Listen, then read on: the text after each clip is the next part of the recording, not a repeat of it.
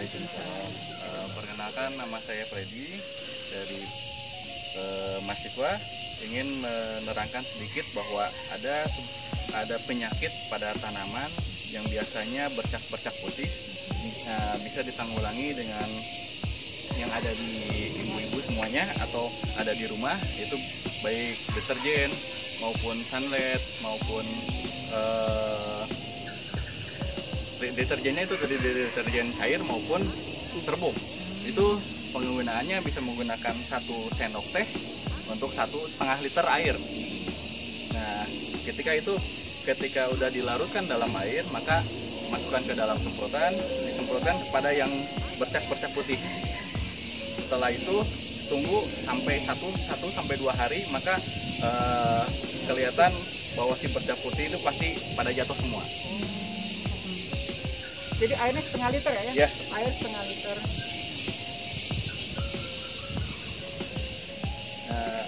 Khususnya ketika itu jangan disemprotkan pada batang yang tunggalnya, karena takutnya diserap sama akar. Kalau daun dia tuh sebagai walaupun dia fotosintesis, tapi dia tidak menyerap langsung terhadap si cairan itu sendiri.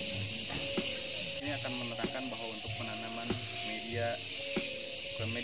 untuk penanaman untuk cara tanaman hias, biasanya kan ibu-ibu sering memotong tanaman hias ketika mau dibuang.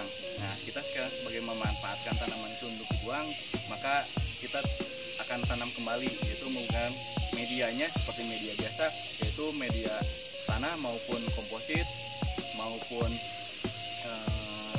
tanah-tanah yang ada dari lembang dicampur dengan medianya sekam bakar atau sekam yang tidak dibakar juga bisa. Nah, untuk pertama-tama itu ketika sudah mengambil dipotong, maka kita harusnya bersihkan dulu si batangnya dari kulit yang dari si tanaman itu sendiri sampai bersih seperti ini. Karena di sini ketika tanaman ini akan dimasukkan ke dalam tanah untuk supaya si kambium ini, kalau dikatakan ini kambium, itu untuk merangsang akar. Nah, untuk akar tumbuh di sini, maka biasanya banyak yang menggunakan rizobium untuk perangsang akarnya itu sendiri.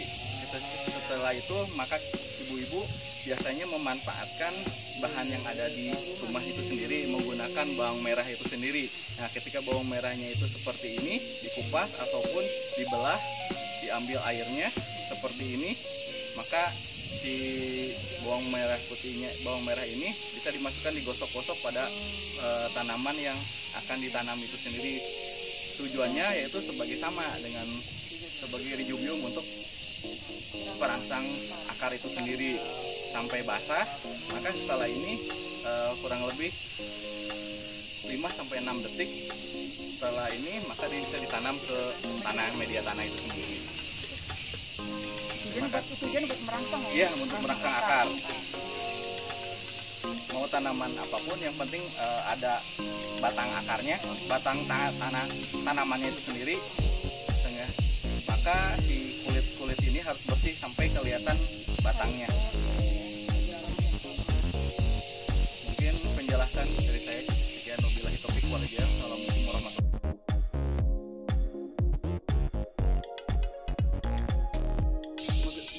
Belinya berapa ini Kak?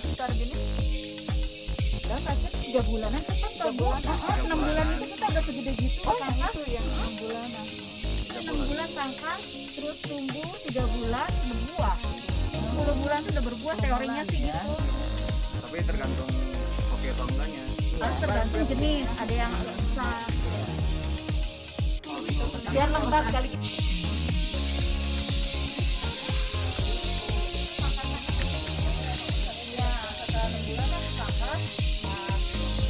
Ya, lalu tangkal ya. Karena kalau anggur kan gitu ya, berbuah, maka buah lagi, maka buah lagi. Itu baru. Dikurangi daunnya, uninya. Daunnya pangkas aja, Bu, dipangkas ya.